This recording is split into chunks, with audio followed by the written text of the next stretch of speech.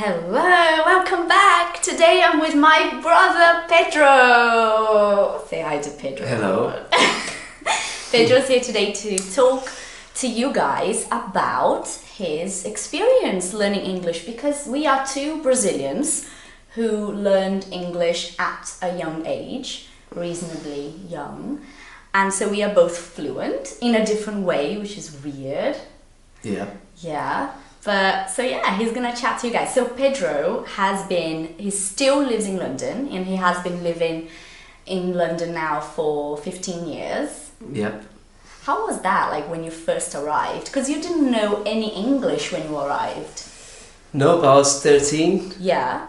You were 14, I think. I was like 15 and you were 13. And we went straight to school, I think, I remember. Yeah, like a normal school. Yeah.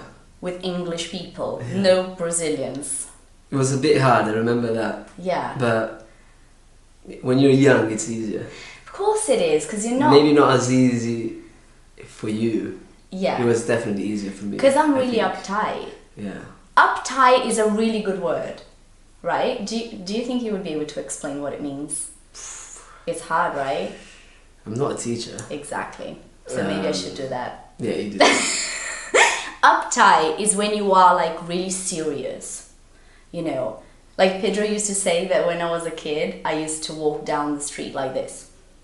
Like really serious, really uptight. You know, it's the opposite of relaxed, right? Yeah. So I think maybe it was harder for me. He's totally like casually enjoying a beer.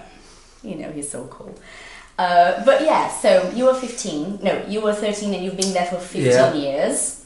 And I remember we had like a month off, the first month. Yeah, like we arrived and we had a bit of holiday. It was Christmas time, so we Yeah. had Christmas. Yeah. Then we got enrolled at the local school. Mm-hmm. And I remember the first lesson. Mine was a music lesson. Lucky. I don't know if you remember yours, but mine was a music lesson, which was already weird because we didn't have music lessons in Brazil. That's right. So Right? like I was had already no like, idea. what kind of lesson is this? And the whole attitude is different, right? Yes, Like you yeah. had to wear a shirt and shoes. It's In much Brazil, more it's like, serious. you wear like a t-shirt. At least the school we went, it was just like Yeah, t-shirt. It was a that's- uniform, but it was casual. Casual, yeah. Whereas there it was more like formal. Smart. Yeah, smart. Right? And So you didn't know any English, like you went to school with no English whatsoever. yeah, I knew like the basic colours and Yeah, like pink I and knew how blue to say and- I don't speak English, basically. Yeah, That's like exactly. survival. But like, how was it for you? Like, I don't know if you remember that, but do you remember how long it took you to learn, not to be fluent, this is something we're going to talk about in a minute, but to learn to communicate, to understand people? How long did it take you? I think maybe the first 6 months, it was all a bit of a blur. Do you see what I mean here? Right. Like 6 months, and he Yeah. was 13 and he was in England going to school every single day for hours, surrounded by English people. And in Brazil, people have this crazy illusion that you're going to be fluent going to an English course in Brazil and you're going to be there for 18 months and you're going to be fluent. No, it takes time. Like, sorry, it Yeah. doesn't happen. This is like someone else talking, right? Yeah, Not even first 6 months, definitely not really understanding what's happening. But then you start to understand, you know, like a few words here and there. Yeah. Body language helps. Mm-hmm. Maybe after 12 months, I could already start to communicate, I think. Yeah. I think 12 months in, I was already like talking, I had a few new friends. I think so. That's what I remember as well. But like now, you've been there for 15 years. So now you are completely fluent. You know not just the language, but you know the culture. Yeah. So True. when you think, like supposedly you're thinking about something, do you think in English or in Portuguese? Always in English, yeah. He always thinks in English, always. It's easier for me now. Okay. But I count in Portuguese still. That is the funniest. Yeah. I always count in Portuguese. Yeah, especially if I'm counting fast or if I'm counting only even or odd numbers. Oh my god, yeah, that's so true. So I'm like chatting to you in English and I'll be like, hold on, you're like 1, 2, 3, 4, 5. No, sorry, this is not happening. Shit, I shouted in English. And I just completely contradicted myself. Yeah. But I'll be like, 1, 2, 3, 4, 5. You do the same. Yeah. Always. Yeah. I mean, unless I'm counting out loud. Like I for just the did purpose now. of, yeah. you know. Exactly. And then I was confused. But normally, like in your brain, you're like 1, 2, 3, 4, 5, 6. Always. Okay. Yeah. And how about like supposedly you just like bang your elbow somewhere? What happens then? What do you say?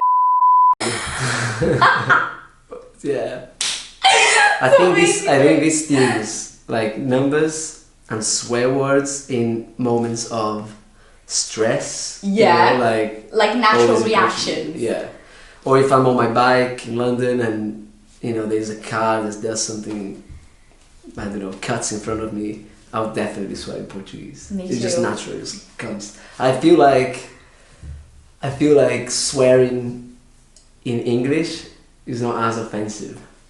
Oh my god, that's I think true. it's a bit like, you know, it's a little bit soft. It's too soft. Whereas in Portuguese you can be much more aggressive. Yeah. Yeah, that's totally. But like when you talk to someone new, like someone you've never met before, a native, you know, English person, and they meet you and they're talking to you, where do they normally guess you're from? Where? That's hard. Yeah. That's very hard. I think maybe one person guessed ever that was from Brazil.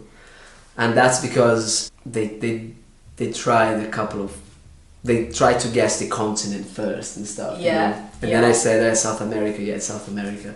And then they're like Brazil. I was like, yeah. Yeah. Probability wise it makes sense that It does. it right. Yeah. But like generally speaking, what do they say? I think if they know my name, Pedro. then it's quite often that they'll try and guess that maybe I'm Spanish. But you don't sound Spanish They at say all. Italian as well, even though Pedro is not really Italian, right? Yeah, not really, I don't think. But it's a lot of Spanish or Italian. Yeah. I think maybe appearance-wise, I could definitely be Spanish or Italian. Yeah, how about your accent? What do they say? So if they don't know my name, if I've just met someone, like if I'm in a black cab and I'm talking to the driver, or I'm just talking to someone, they don't know my name, then it's more difficult. Then they always go, where are you from? They always say like, you know, I've got a bit of an accent, but I can't put my finger on it, you know. This is really good as well, sorry, pause. Yeah. To put your finger on something, it's like you can't identify exactly where he's from.